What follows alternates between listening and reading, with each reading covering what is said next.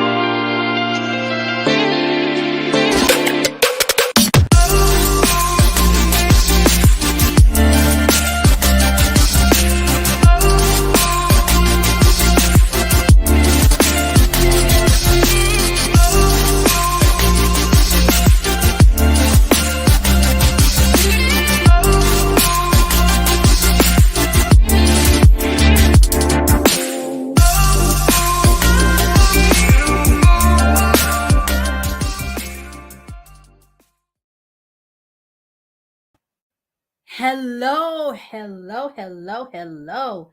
Happy Thursday, everybody, or as I like to say, happy Friday, Junior. Friday, Junior just has this special feel to it. It makes you feel just a little bit closer to the weekend, just a tad bit. So I wish you a happy Friday, Junior. So it is October already. We are in fall. Sweater weather hasn't quite hit LA yet. I don't think we get sweater weather until maybe December, January. I don't know, but we're not there yet, but it is still fall. So happy fall to you all. Now, I got to talk about this real quick before we get into the content of this episode. I have to talk about it because for us folks in Los Angeles, we done been through a whirlwind of hot messness since Sunday. And if you have been living under a rock, we have been having some craziness with the LA City Council. We had 3 council members saying some really, really terrible things about all kinds of people, Black folk.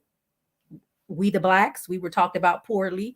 There were some homophobic comments, all sorts of negativity. And so far, we've seen some movement, some resignations. But I just want to put out there because I can't, I am who I am. I got to say this. We got to keep our foot on people's necks and make sure that everybody that was kind of in that whole shenanigans is gone. All right. And so I think that is part of the healing process for us as Angelinos in the city of LA. Again, I can't just get on here and talk about, my trip without talking about the realities of what's going on in the city of LA. So if you live in LA and you care about what's happening in government, you need to do what you can do. Call down there, do what you can do. Talk to somebody and make sure these folks resign ASAP. Like I said, we had one resign. We need the other 2 gone so we can heal and reconcile and move forward. So I just want to, put that out there because I can't ignore the current events that are happening in Los Angeles and that affect all of us, right? We can't have folks like that in office that speak poorly of the people that they serve. Like, where they do that at? Like, that ain't it. So I will say too, as I kind of move beyond that topic, thank you so much to people like Jasmine Canick and Slauson Girl who keep us informed about what's going on, like sending us photographs of city council chambers of what's really going on and reminding us how important it is to stay on top of these types of issues when they come up for us. So just want to share that because we can't act like this stuff ain't happening. We are all citizens of the world. Los Angeles is a global sort of power. Like, people know what's up in Los Angeles. We do a lot of business here. We can't have that kind of stuff going on. So just FYI to that. And I just want to put that out there because we have to be aware and informed about those things. All right. That's my public service announcement for the evening. Let's pivot. We're going to talk about my most recent trip. This is my second international trip. I went to Ghana, Accra, Ghana, and I want to talk about sort of what I did, not too much because I've been putting videos up on Facebook of my day-to-day summaries of what's happening. But I want to talk about the growth of travel for Black women, how this travel industry has really exploded for Black women in particular, why travel is so important for self-improvement. Like, it's not just about a vacation. I mean, I guess in some respects it could be just about a vacation, but at least for me, it's more than that. It's about being a better person, and we'll dig into that.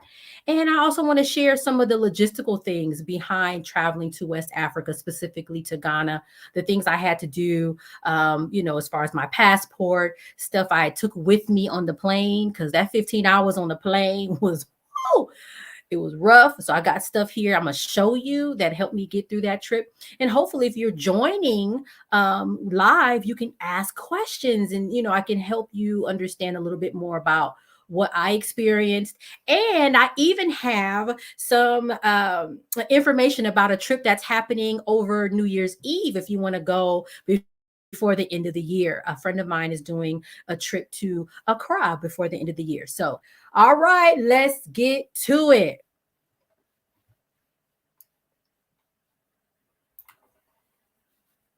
Okay, so boom. I took my first international trip back in 2019. So this was when outside was open, y'all. This was right before the beginning of the end with COVID and everything, right? This was before that. Nobody had a clue what 2020, 2021, 2022 was going to offer us, right? We was outside frolicking and whatnot. I took my first trip. I went to Phuket and Bangkok, Thailand. And at that time, international travel was it wasn't really on my radar. I would say it wasn't something that I aspired to do, but thankfully I have friends that do these sorts of things, and they're like, Nicole, come on, come with us. And so I got a passport, paid the money, and went with a large group of women, of who I knew two of them. One is a friend, and it's also her friend, my friend, and her cousin, plus these women that we traveled with. At that time, my issues around traveling, fear of the plane. I do not like flying. I still don't. I'm fat, as y'all can see, and I'm like, am I gonna fit in the seat? Airplanes, like, what's gonna happen?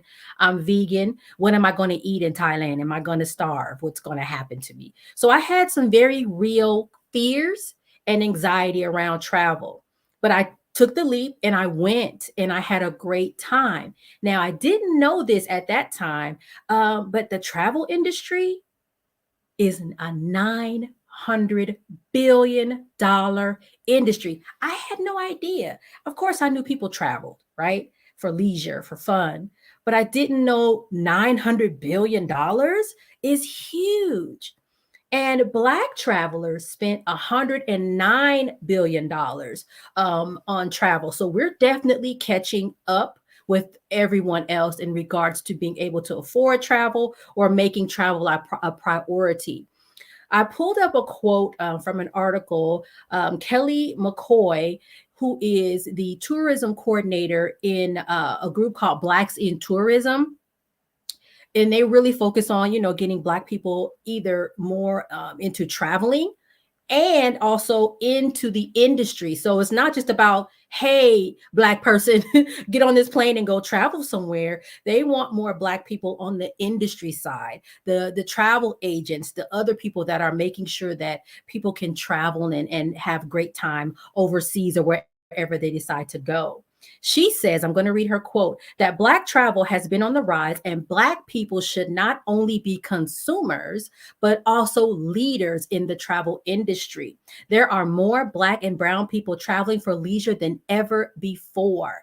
And for the industry to continue to grow in a more diverse, inclusive, and equitable manner, it's essential to have more Black and brown tourism industry thought leaders, decision makers, entrepreneurs, executives, and managers. So it's funny because, you guys know me, my focus in life is always about equity, specifically health equity. But you just heard her say that equity is also important, even in travel. So, there's been this, disparity, right? And she's saying we need to advocate not just to make sure all of us are traveling more, but that we're also on the back end of the travel industry as well. And I really respect that opinion. And I'm all for it, especially now because I'm all seasoned and everything with my 2 trips out of the country. So basically, we have more Black travelers, more Black owned travel companies. Heck, we just got our first Black woman who has visited every single country in the world. Her name is Jessica Nabongo. She literally has been everywhere. And I think that is so amazing that we are now seeing travel as something that is tangible and feasible and doable for us as Black people. And I will say this.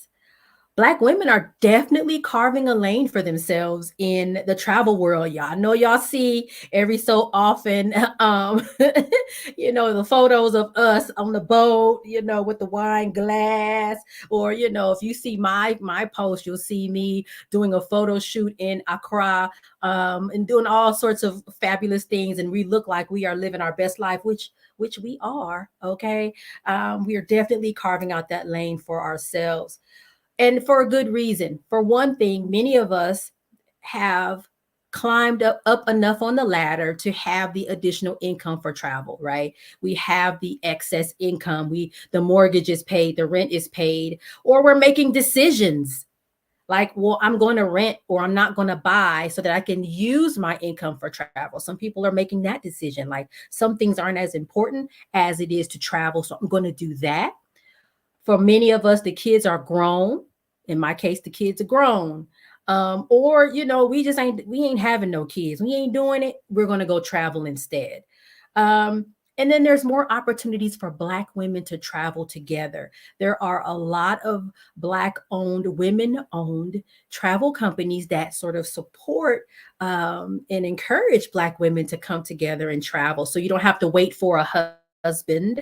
You don't have to wait for your friends because maybe your friends don't care, but you want to go. There's ways now for you to be able to say, dang it, I'm going to go by myself, but still go with the group of women and feel safe and secure in that way, and develop friendships and still be able to go travel.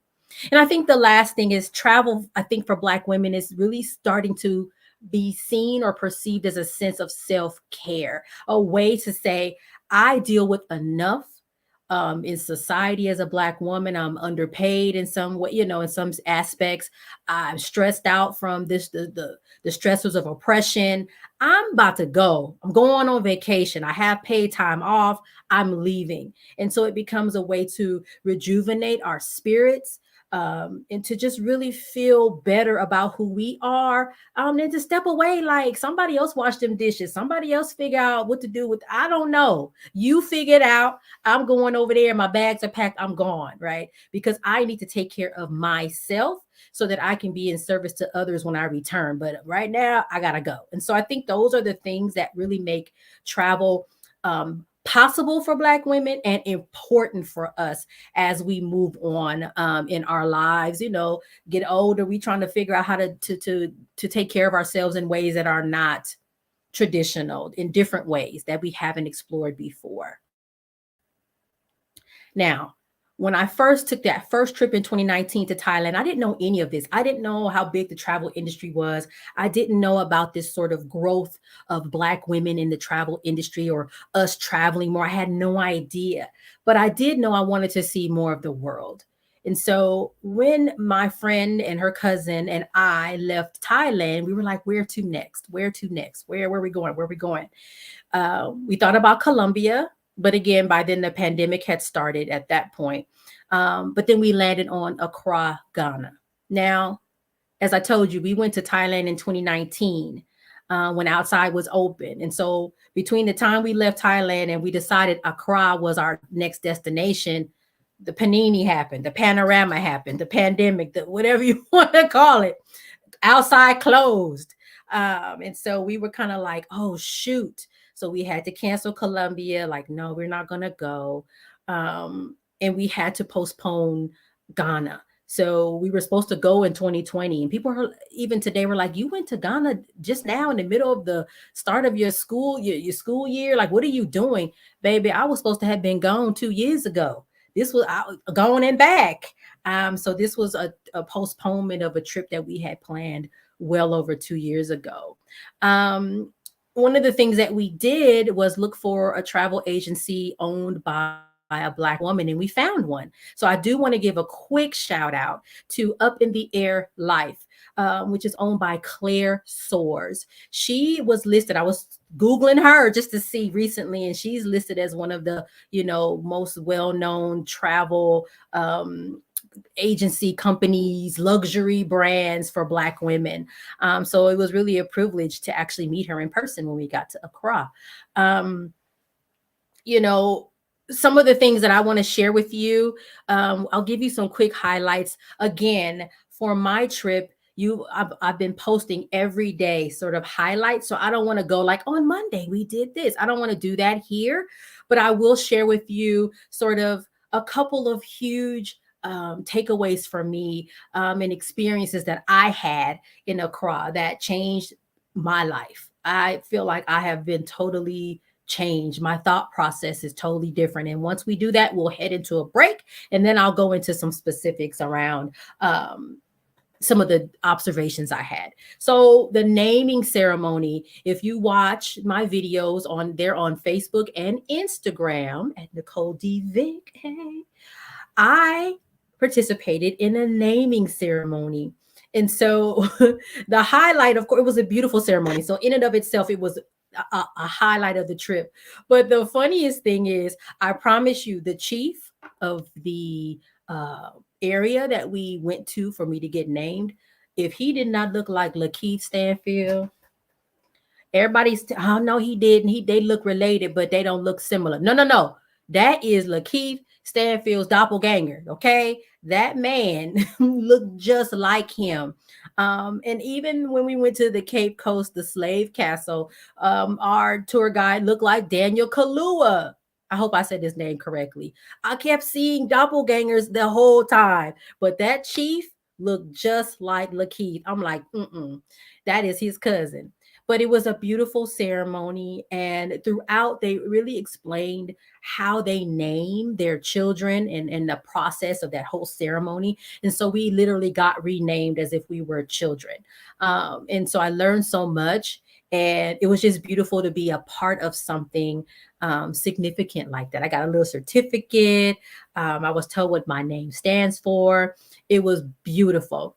The second highlight of my trip was going to Cape Coast, that castle, that slave castle. Will never forget it for the rest of my life. I think a lot of us here in the United States understand kind of what happened with the slave trade, the transatlantic slave trade, but it's an entirely different feeling to go to the castle and go down into the dungeon where they held the slaves. So there's a male side, a female side. We went to both sides. And just that moment of being aware that you're standing in this space where your ancestors potentially, because there are other slave castles now, it's not just that only one, potentially where your ancestors were and had to stand and sit and live. Um, it was a different kind of feeling. And for me, it kind of completed the loop of my understanding about how things transpired for us, and whose shoulders I stand on. And I say this often, I stand on the shoulders of giants. These people did not know what was happening to them. They didn't know where they were going. I'm sure they figured at some point they weren't going to come back, right? They weren't going to come back to where they came from, where they were taken from. And imagine that fear, and still, managing to survive, because a lot of people did not survive. And literally, me sitting here talking to you is a direct result of something that happened hundreds of years ago. I don't know if I shared with you all. I found out recently that my great great grandfather, my great grandmother's dad, was born a slave in 1856. So again, going to the slave castle, I'm like, dang, I see and understand this whole process. Life changing. Some people have said, girl, that's trauma porn.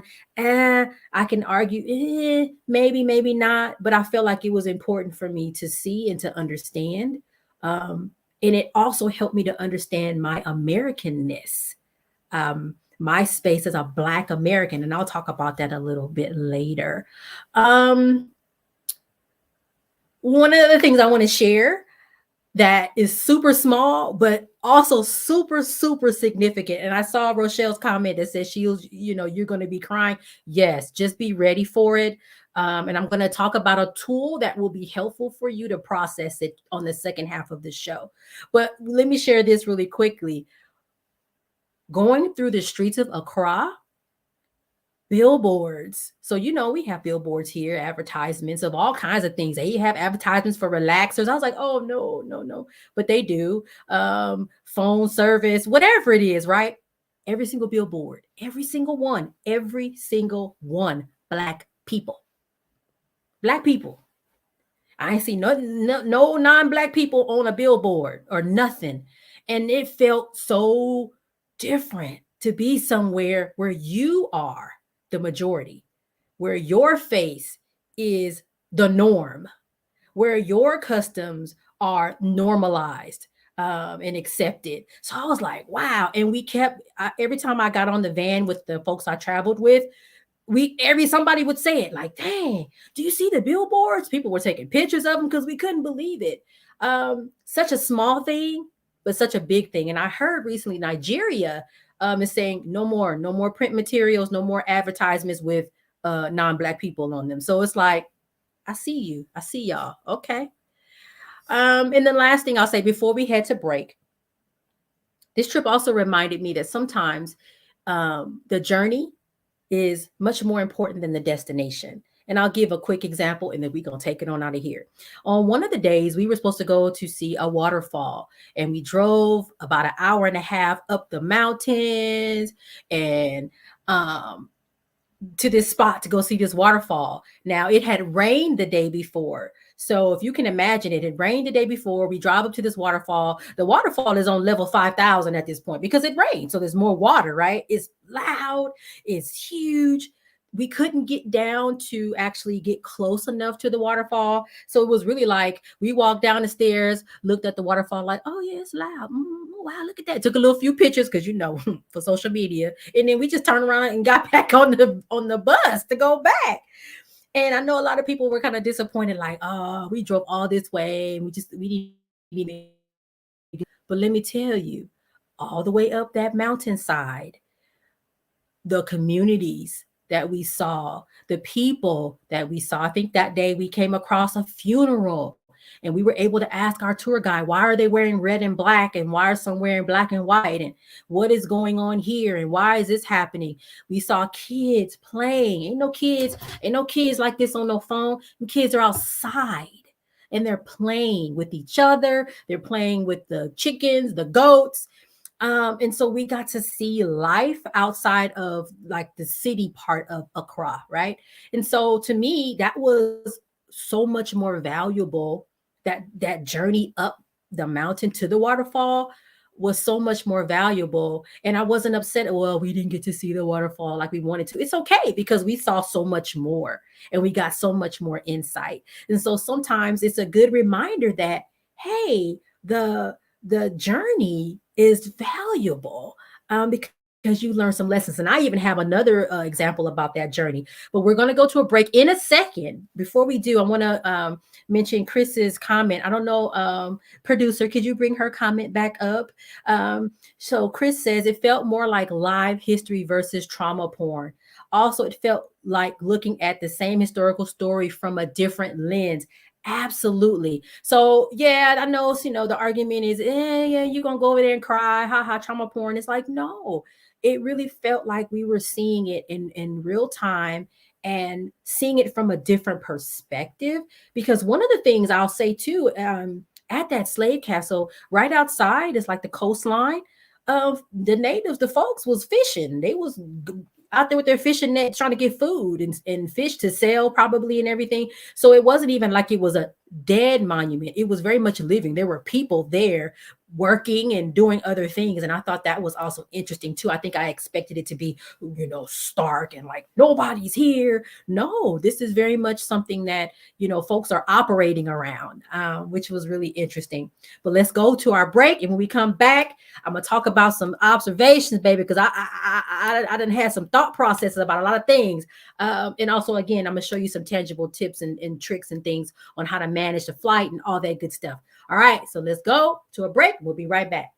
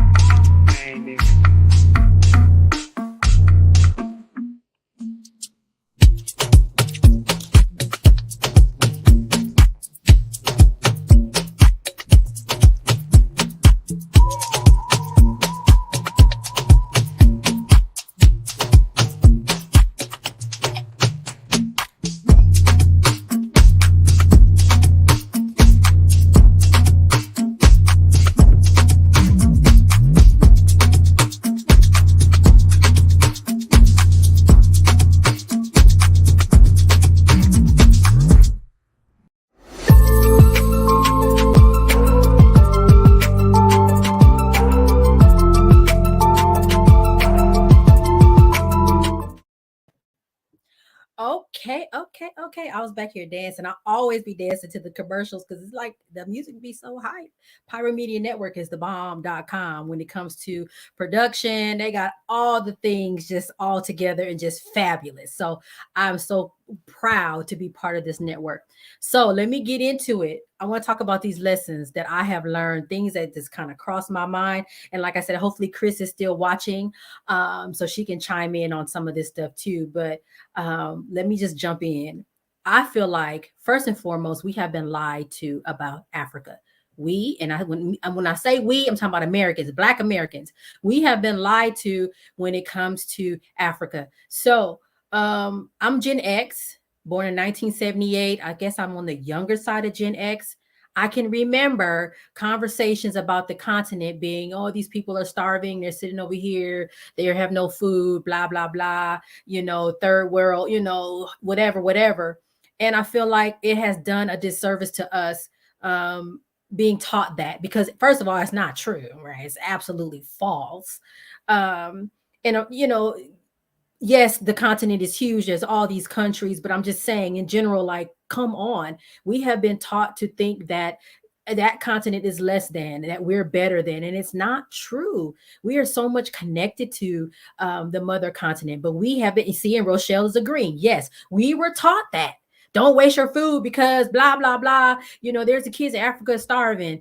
Are there kids in Africa probably starving? Yes, but there are also cities with buildings and telephones and electricity and cars. I remember Gigi, who traveled with us, who's my friend Chris has her cousin, was asking our tour guide, "Do they produce cars in Africa?"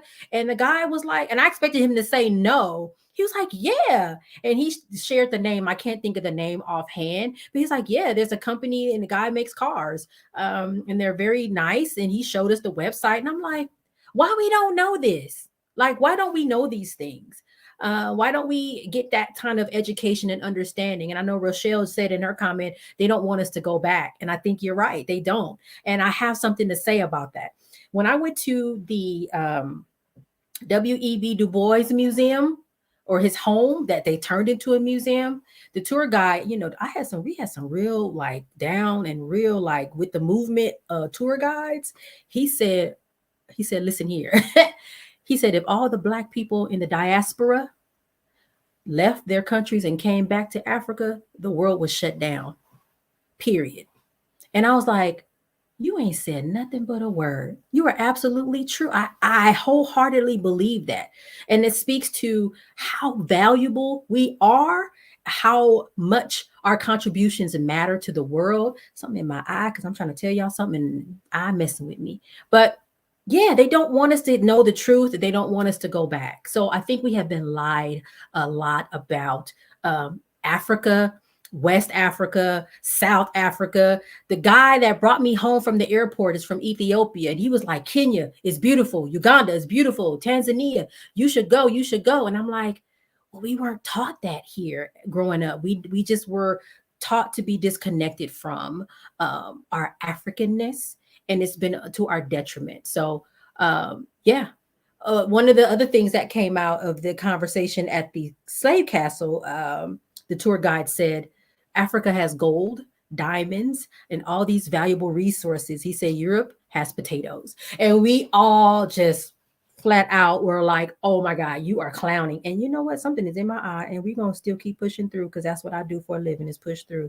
So just don't mind me with my eye. But we have been lied to about Africa, and it's been to our detriment. The second thing, life lesson for me is I am part of the diaspora. I am part of the African diaspora, right? And it means a lot to me to know that I am forever tied to Africa, to West Africa, because most of us that are here are from West Africa. And there is some pain around sort of knowing that, but not really fully understanding where I come from. So I know, yes, that I'm the American descendant of slaves. Yes. I know that most of the slaves came from West Africa. Yes. But listening to, for example, our tour guide who was taking us around, he was like, yeah, my people are from here. This is our language. This is our, culture. This is our tribe. I'm sure I'm saying it wrong, but I will never know those things. I will never know those things because of the way that American culture, brought us over here and separated us from our homeland. And there is some pain and a little bit of a feeling of loss, right? And I found myself during my time there watching the people and wondering what my life would be like if my ancestors hadn't been stolen, right? Where would I be? And I will never know that. So that's something that I think I had to, and I'm still kind of processing. Like, yes, I'm part of the diaspora, but there's a loss because I don't know where I come from. At the end of the day, I can't go all the way back. I have a friend who is Chinese, and when we were in middle school, we had to do an assignment. Girl, that child came to school, her ancestry all the way back. I will never be able to do that. And that's something that we have to kind of live with and kind of deal with.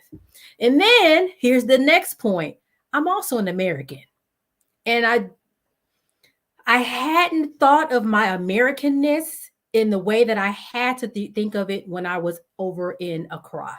So a lot of us Black Americans, we don't really think of ourselves as Americans, right? We just think we're Black folk. We from the US, yes, but I don't think we really grapple with the fact that we are Americans, have an American passport, and what that means. And it's probably because in the US, we're Black Americans and we're oppressed, right? We got all these injustices. I just talked about what happened and how they talked about us at the city, in the city hall, right? So it's like we don't really see that as a privilege, but we have to see it in some respects as a privilege, especially when we're traveling internationally, that we are Americans, especially to folks that are from other parts of the world. Like, yeah, you Black, but you're an American. And so I had to kind of like, ooh, what does that mean to have that level of privilege as an American, but still be Black and still be part of the diaspora? It was like my brain was going like, woo, all over the place. And so those were some key things. The last thing I'll say, well, actually, I have two more things. Black folk, we need to go to Africa.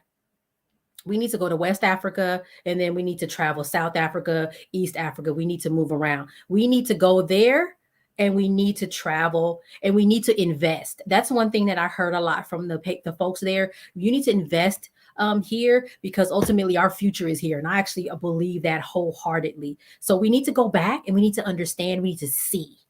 And then the last thing I'll say, baby, we are the culture. Period. Period.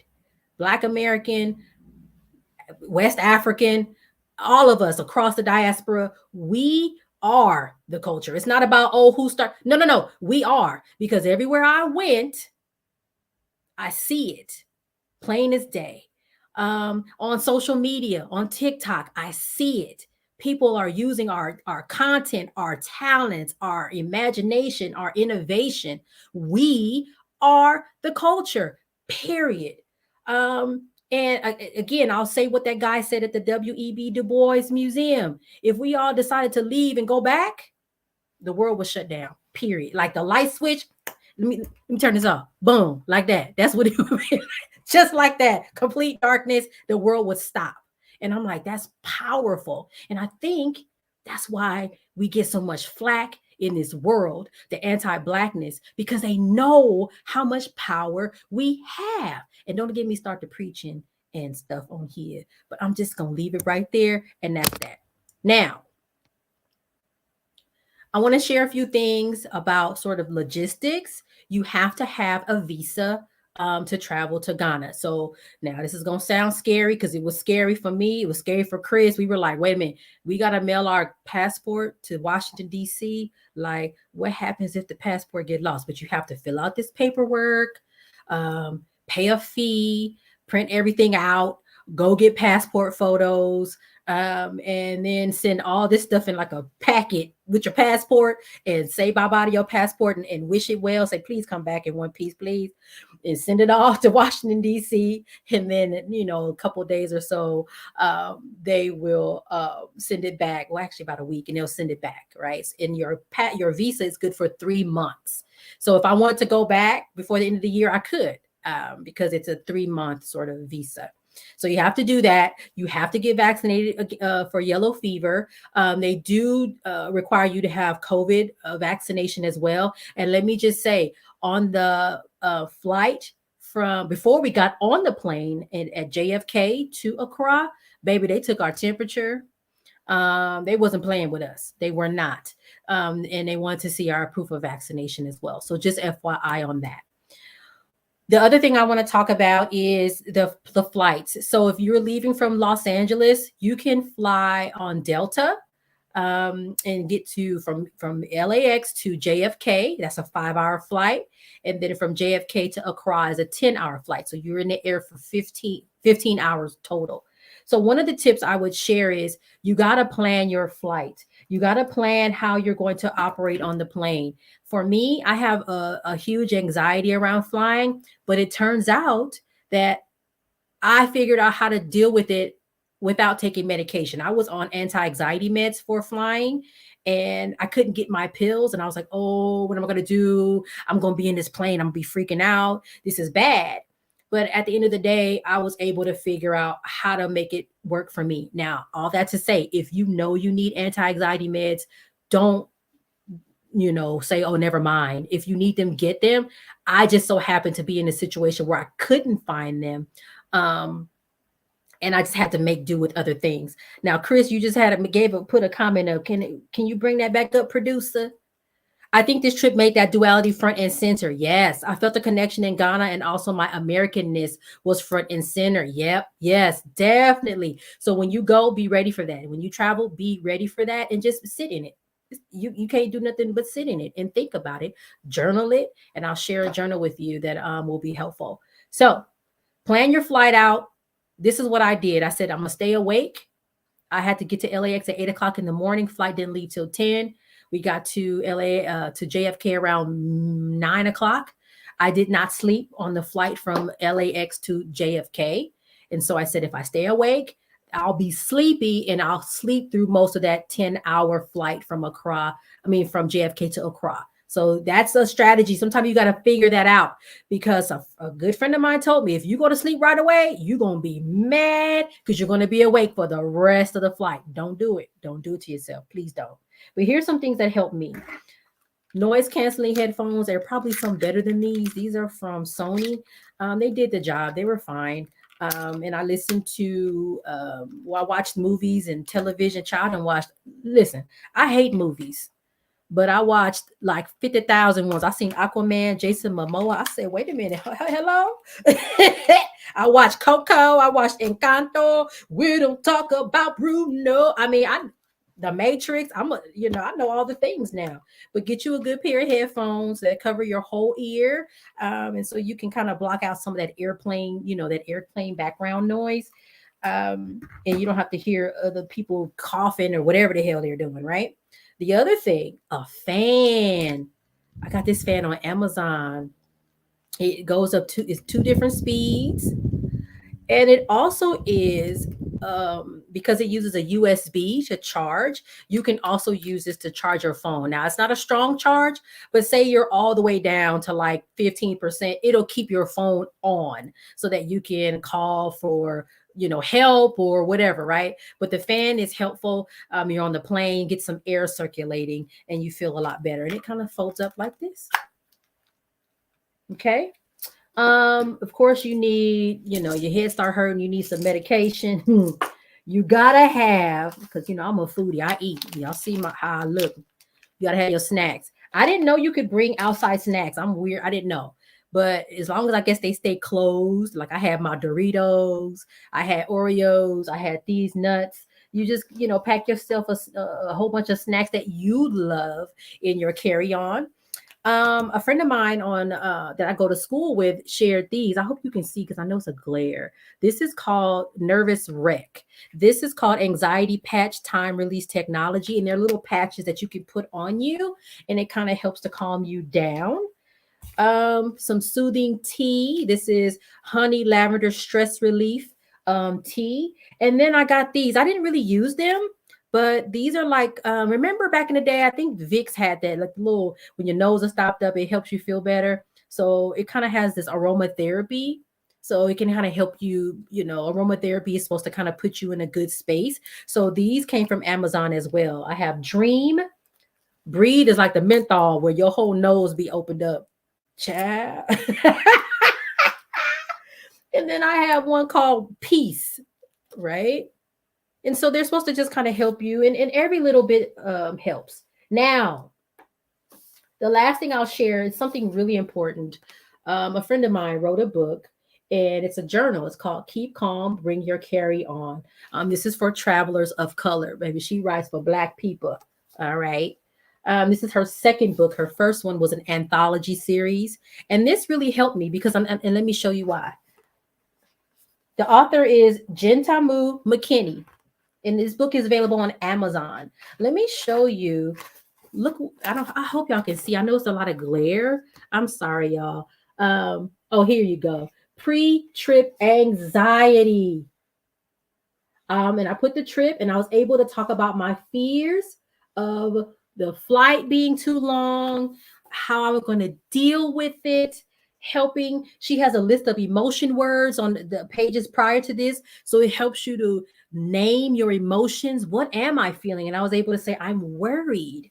And in past experience, I talked about Well, I had medication. I don't have it this time. So all of that I was able to outline here, and it helped me process the trip. And then once you get through that, you have your daily trip breakdown. So you can come in at the end of your day and talk through or write out your trip. And I thought that was so very, very helpful and useful. Keep calm, bring your carry on, the official self care journal and workbook for travelers of color. I will make sure to drop this in the chat so you can see and have the information. It is on Amazon and it's good for multiple trips. I mean, it's so many pages on here. You keep this for years. So that is what really helped me make it through the trip. Watching all the movies, headphones on, snacks, don't bother me. I got my gummy worms, whatever it is, I'm good. And so I was able to make it without the need of medication or anything else. So that's my tips on how to kind of manage the flights.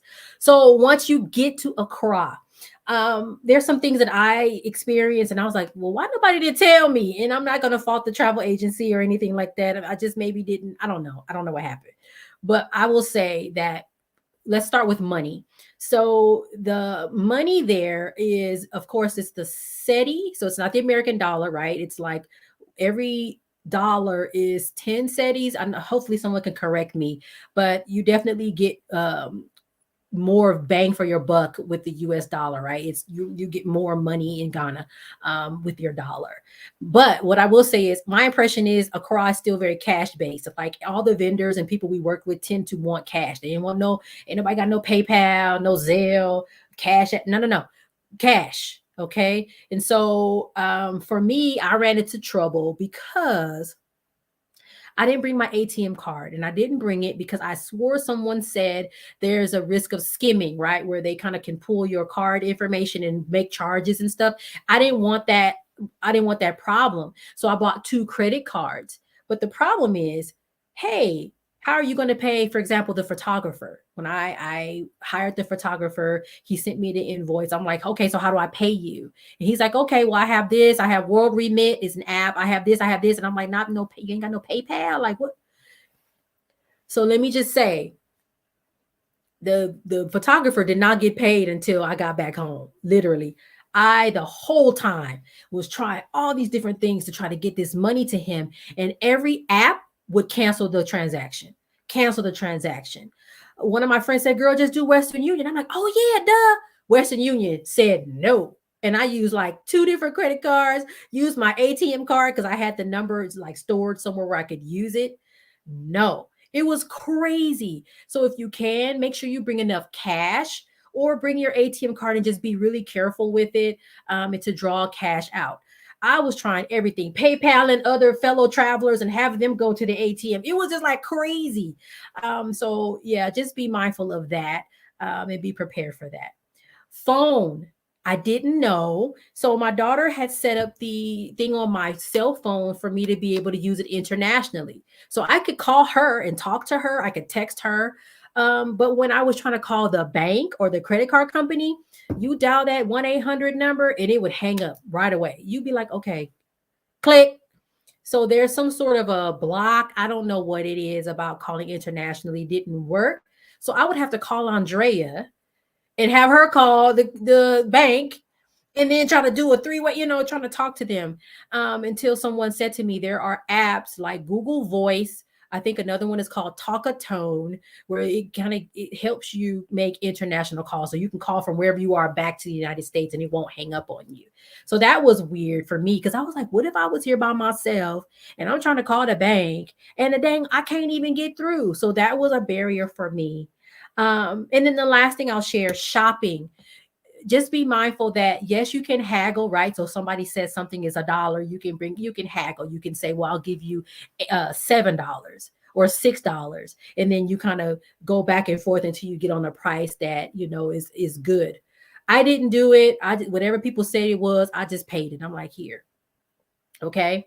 Now, this is the second thing I'll say that happened for us, and it was a little uncomfortable because I think for one thing we weren't prepared. In this country, we are used to shopping and being left alone. And then when we need help, we ask for it, right? But ultimately, don't bother me. Just let me look around and I will pick something I want and I will pay for it and it's all good.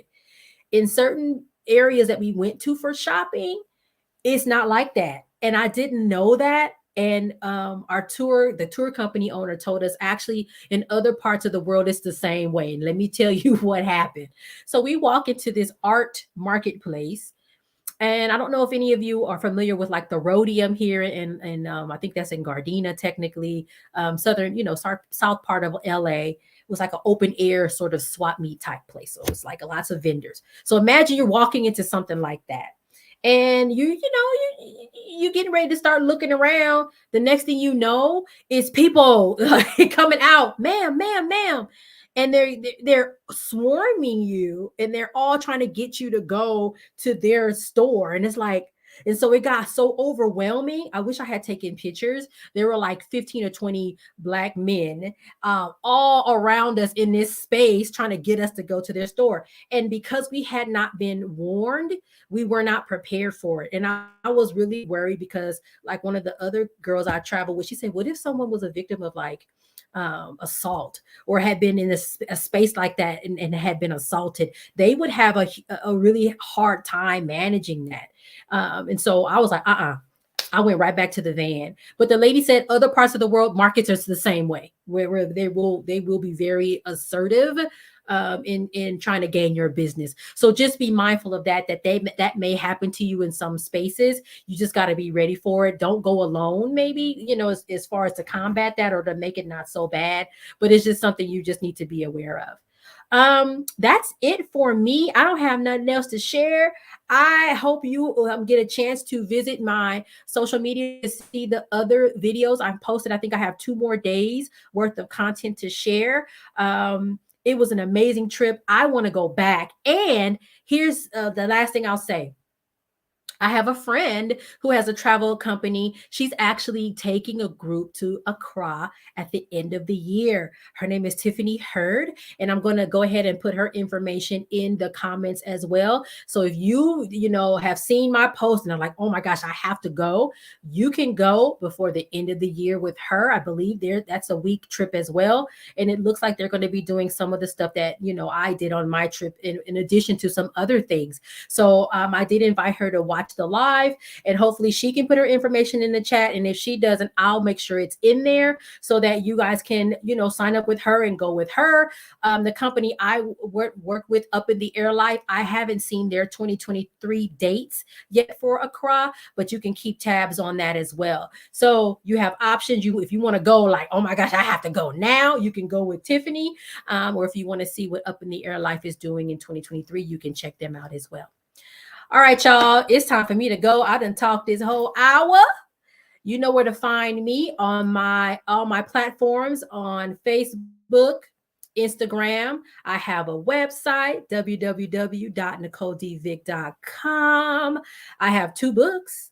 If you want to read them. That journal would also be good to travel with as well. So check me out. Thank you so much for watching and listening and contributing and commenting. If you have any other questions about my trip, I will be happy to answer them. Again, I'm going back, baby. I'm going back. I got to go to South Africa. I got to go all the places. I want to go to the Caribbean. I want to go to Trinidad.